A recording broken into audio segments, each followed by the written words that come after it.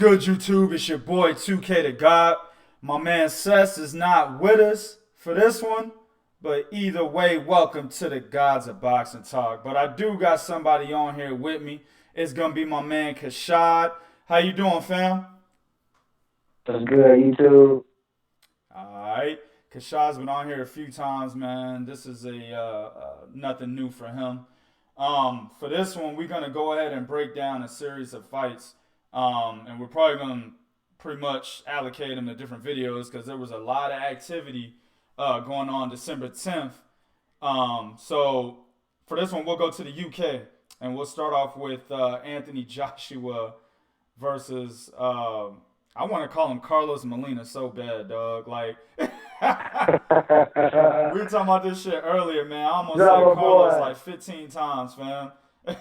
Eric Molina. The recap of that fight. Now, me personally, just another motherfucker that went to the UK and laid down for a paycheck. You know what I'm saying? I'm watching the fight, man, and I'm looking at what I know, or I'm comparing what I know I saw him do against Deontay Wilder, and I'm watching him not do that against Anthony Joshua. Now, a lot of motherfuckers will be like, no.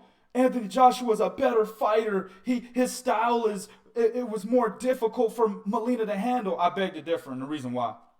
Now, another motherfucker's gonna say Anthony Joshua hits too hard. All of those, I see what you want to say about that, but it's not valid. Here's why. First of all, Anthony Joshua 17-0, 17 knockouts, absolutely. But Deontay Wilder is also like 33-0 with 32 knockouts. So he has power just like Anthony Joshua has. Might even hit harder than him. Okay, that's one. So it's not the power that kept Molina from doing what he needed to do. Number two, Anthony Joshua's footwork is inferior by far to Deontay Wilder's footwork. Okay, Deontay Wilder utilizes lateral movement. He throws combinations and turns opponents. This motherfucker backs all the way up to the other side of the ring sometimes. You know what I'm saying? Whereas Anthony Joshua, he's doing more of a bounce and staying within range of his opponent so he can get off that jab and that straight right hand. He's not moving laterally. He's not jumping from side to side. He's not going all the way back to the other side of the ring, you know what I'm saying, to give his opponent a different look as far as movement-wise. No, he's actually standing right there, okay? So how is it that Eric Molina is able to get inside of a moving Deontay Wilder, but he just can't get inside a non-moving Anthony Joshua, okay? And three, for some reason, Eric Molina decided from the round one bell that he was going to stay on the outside.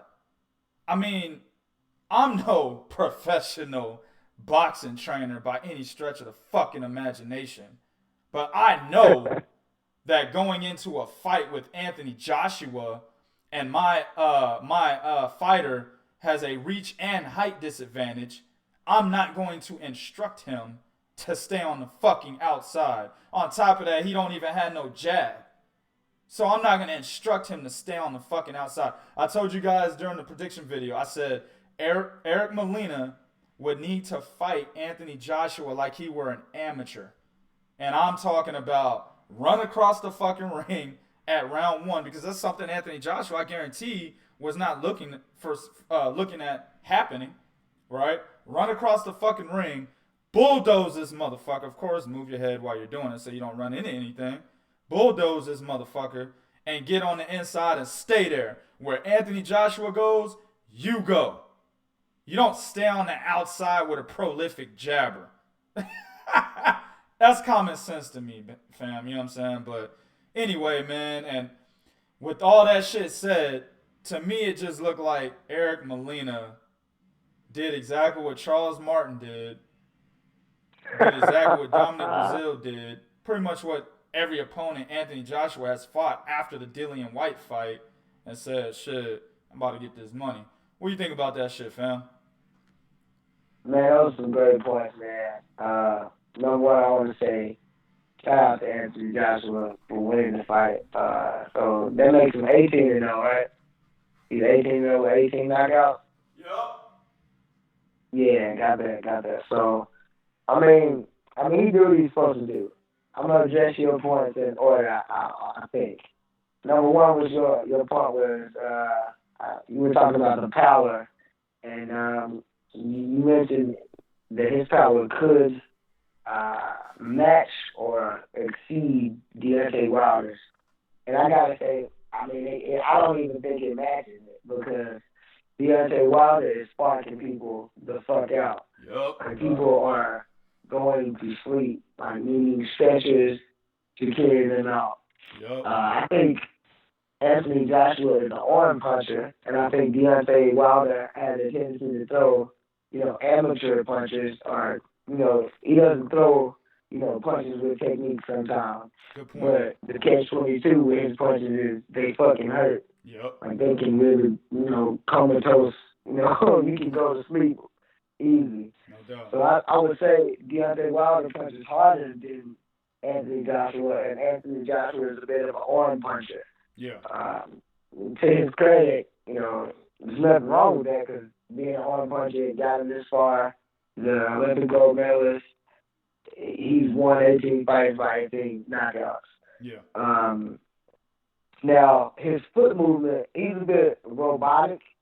I think McCracken, that's his trainer's name, Ryan McCracken, right? Is it Anthony McCracken?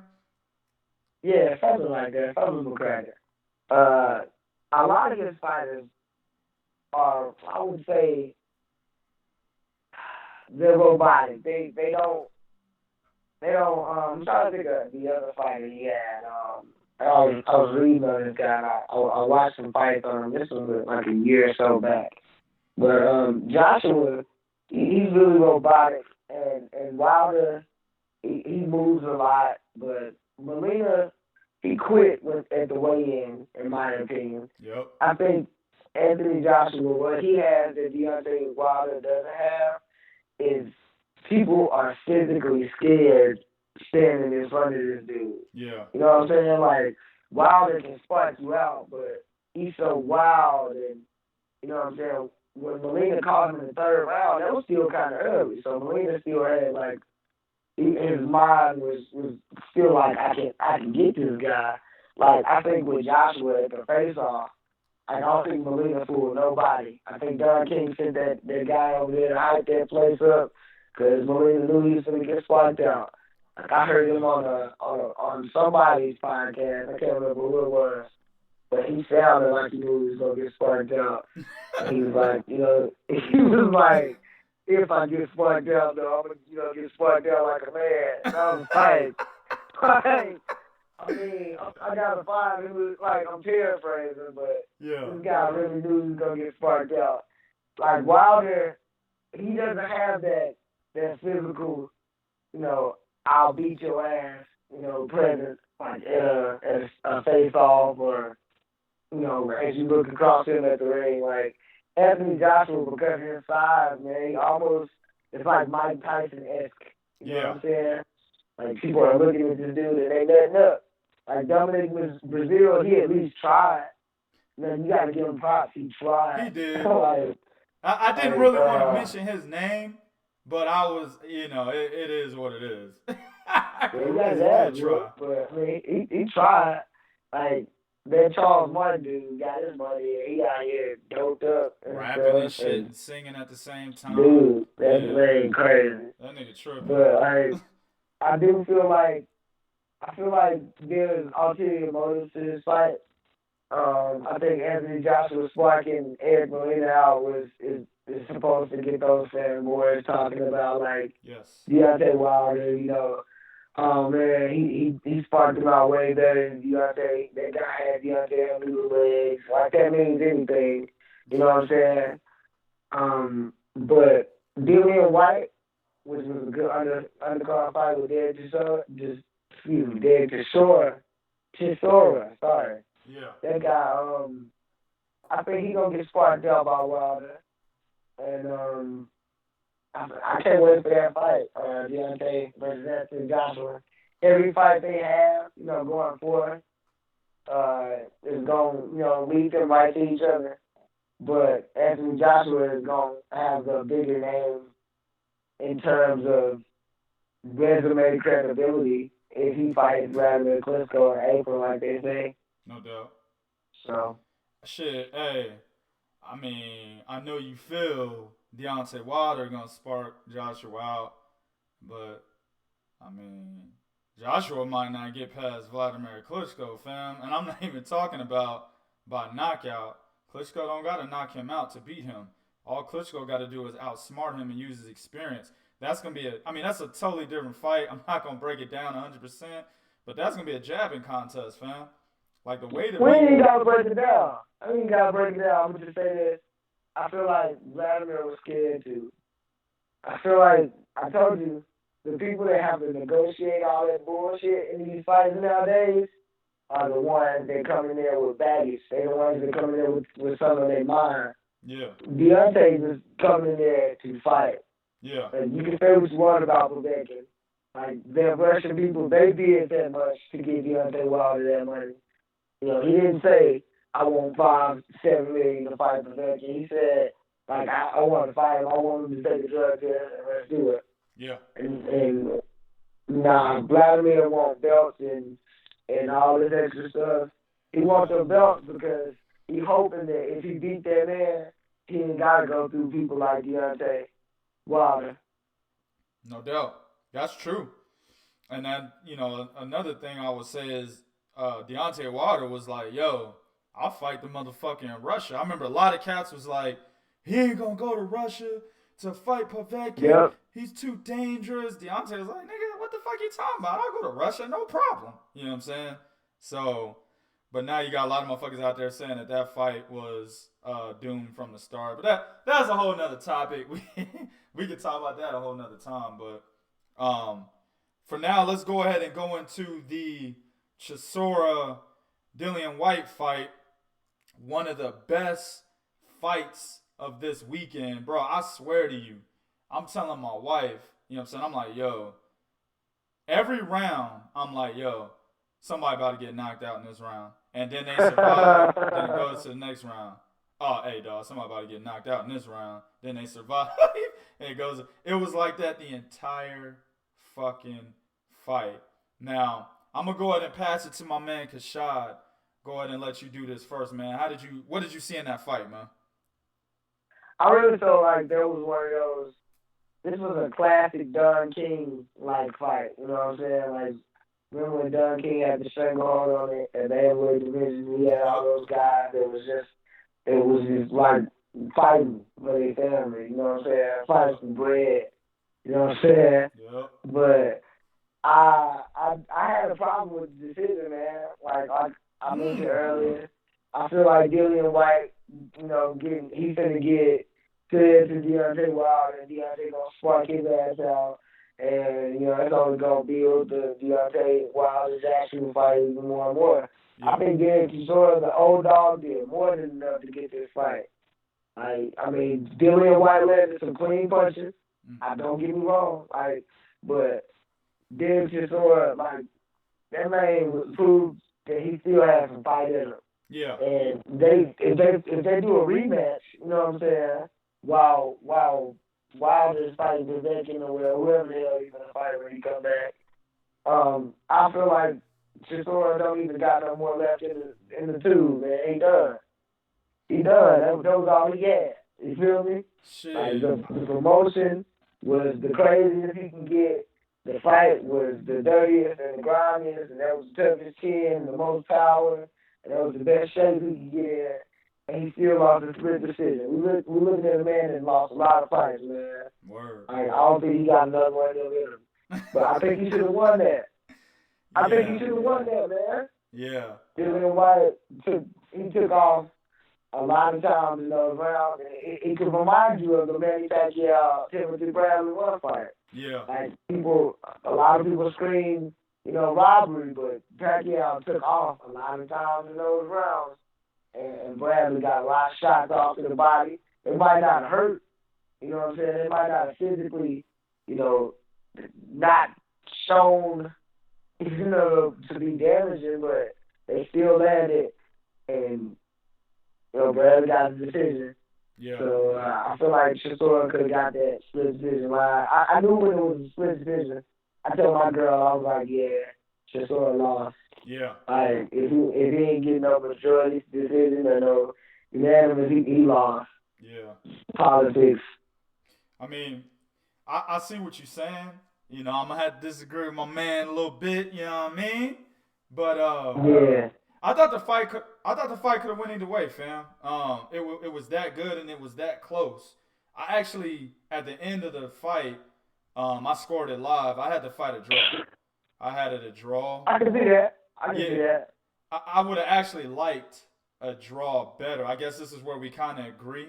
I would have liked a draw better than seeing Dillian Whyte walk away with the win.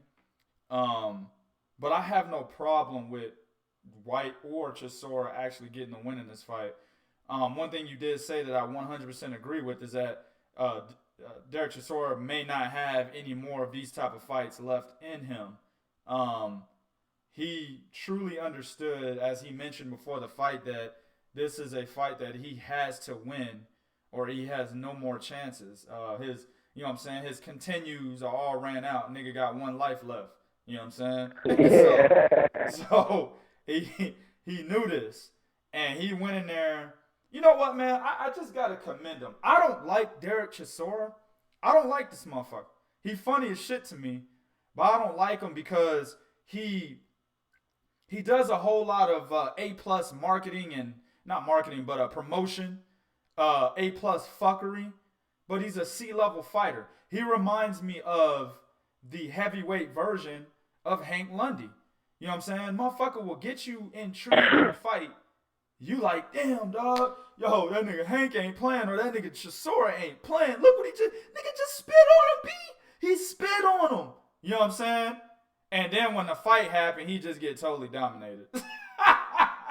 That's the same shit that happens to Hank Lundy.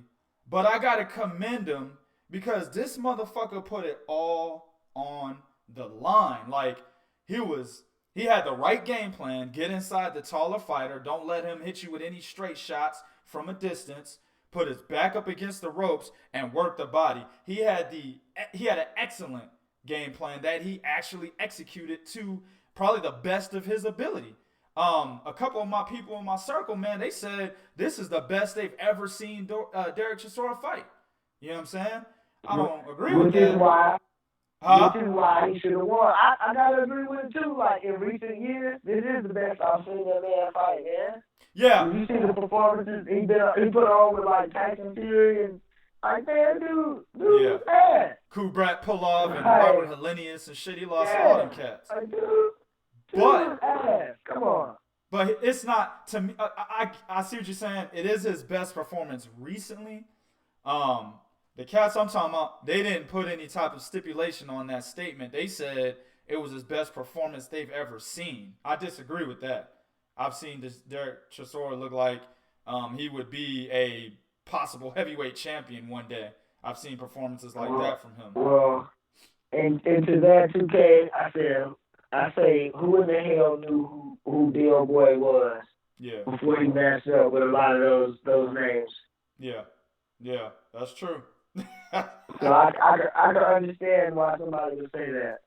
That's true. I gotta agree with that. I can't dispute that. But you know, regardless, he's still, you know, we're all in agreement that he put it all on the line and he did exactly what he was supposed to do to actually win that fight.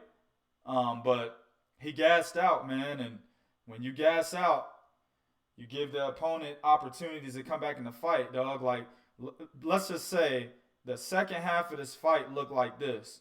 Every round almost looked like this, fam. Derek Chisora would start off fast, put Dillian Whyte on the ropes, probably throw a bunch of haymakers in hopes that Dillian Whyte would finally fall down because he looked like he was going to get knocked down almost every single round. You know what I'm saying? Exactly. Throwing punches as hard as he could and in hopes that he would actually fall. But then he would gas himself out doing it so much. And I always looked at the clock, fam. Around a minute, 20 seconds, he would gas completely, zero in the tank. And he would drop his hands and back all the way to the neutral corner of the ring with his hands dropped. And that would allow Dillian Whyte to come forward and hit him with a lot of shots. because Del Boy couldn't put his fucking hands up anymore. He's too tired. And Dillian Whyte would always come back in the second half of every single round, and in some cases steal the round away from Derek Chisora, man. That was the tail of the fight in the second half, and that's how Dillian Whyte was able to stay in the fight. I mean, if he would have... I mean, I can see that, but one thing I will add to him being gassed, because he did gas, he did turn Dillian Whyte the fuck around with a punch, didn't he? He was tired as hell when he did that, wasn't he? I remember that. He was tired when he did that. Yeah. Like, really, you cannot lose. You cannot not do anything for 2 minutes. Like, the rounds that Del Boy missed the majority of his punches. Yeah. You know what I'm saying?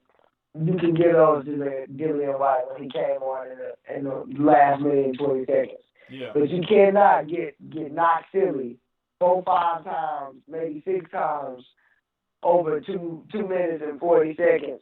Yeah. And then, like, come alive and win around. Not in my book. I feel like Del Boy, this is a close fight. I'll definitely watch it again, but Del Boy get knocked out in 5. I don't even give him 6 rounds. This is a good fight. Yeah. He should have got it. He should have got the 9. I'm cool with Whyte getting it because I want to see him get sparked out by my boy Deontay. But oh man, that's not fair, bro. Like, let me, you got to, man. We said on our other podcast, man. Me and a couple of my other fellas, man. We said, and shout out to my man Bo because he actually brought this up. I said this in my last video as well. He said Dillian Whyte is a younger Derek Chisora. And then my man Twan said that Dillian Whyte will never be anything more than a BBB of C or Commonwealth type of champion. And I gotta agree with both those fellas, man. Like, and in this fight, it even supports that. If you look at this fight, cats like Kubrat Pulov, Bryant Jennings, maybe even Gerald Washington, you know what I'm saying? Cats like that, Mike Pettis, they will beat Dillian Whyte and Derek Chisora. Let alone those guys get in the ring with Deontay Wilder, Alexander Povetkin, Tyson Fury when he decides to come back. They can't beat any of the top guys in the division. So we can go ahead and say that these motherfuckers will never be world champion. So with that said, do you think we should get a rematch? What, with Dillian Whyte and Derek Chisora? Yeah. Definitely. I mean, I'd love to see it. I'm saying Dillian Whyte can get, he's going to spark him out in 5. Okay. He's going to put him to sleep in 5. But, I mean, one thing I have to say, I disagree with everybody who said anything you said. And it's a catch-22 to that. And y'all, I know y'all all real niggas. Y'all, know boxing and stuff like that. But if Charles Martin can win the IBF, anybody can, bro. That's different, fam. Like, nah, hell nah. Charles Martin didn't win the IBF. I can't even remember the motherfucker's name. That nigga twisted his ankle and gave Charles Martin the IBF. And to be honest with you, I think Charles Martin can beat Dillian Whyte. Well, hell no. Charles Martin is cold slaw. I'm from Little Rock, Arkansas, man. When somebody's just ass and they garbage, they cold slaw, man.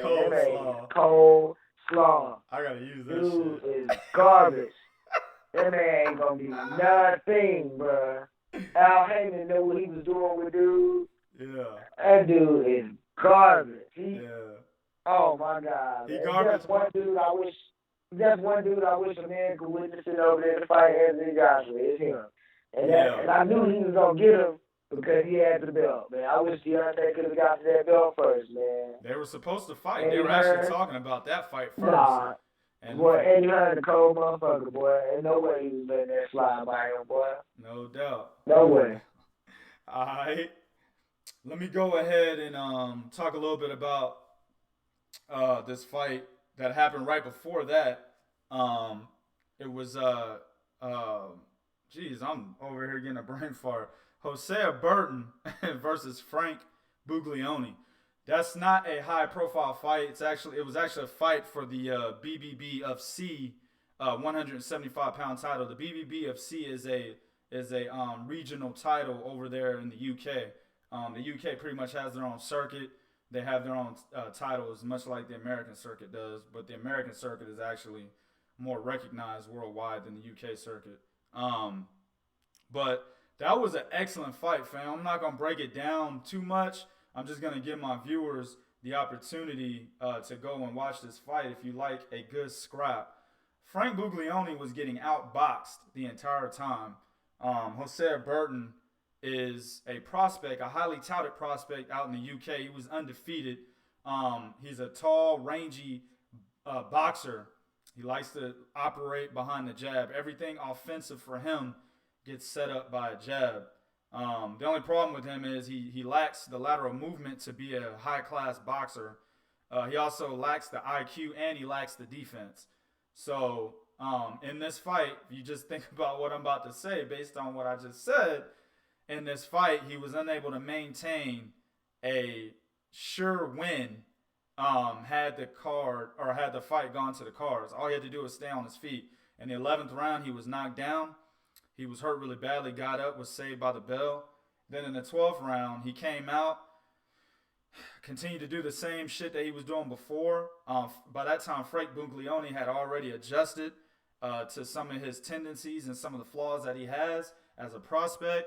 And what happened was Hosea Grant, I don't know why I said Grant, but Hosea Burton, he threw a jab and he threw a straight right, dropped his left hand. Frank Buglioni went right over the top with a right hook that hit him flush in the temple and pretty much sparked him out of there, man. 12th round knockout in a fight where he was actually getting ready to lose.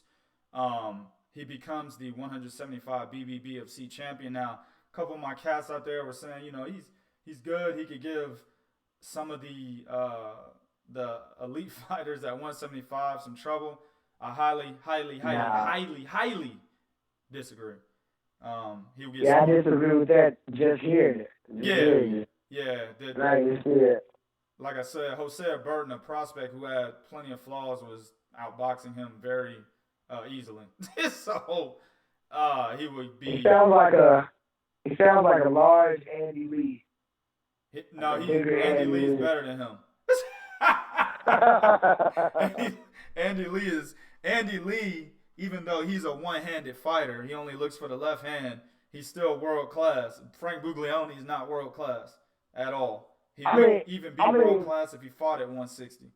So no. I compare them in terms that Andy Lee has taken ass whoopings for rounds and then button punch somebody out of there. Absolutely. So. Yeah. On the world-class level, Sergey Kovalev, Stevenson, Andre Ward. Well, Andre Ward now, you know what I'm saying? He's the man. Let me put some respect on his name. Andre Ward, Adonis Stevenson, Sergey Kovalev, Sutherland Barrera, they all killed this guy. Oh, yeah. It's not even a debate. We really don't even need to talk about that. Waste of time. You know what I'm saying? So... all right, fam, we're going to go ahead and conclude this segment. We still got a lot more fights to break down, so stay tuned. YouTube, do what you do in the comment section. Will be real. This is Real Talk for real fans. 1.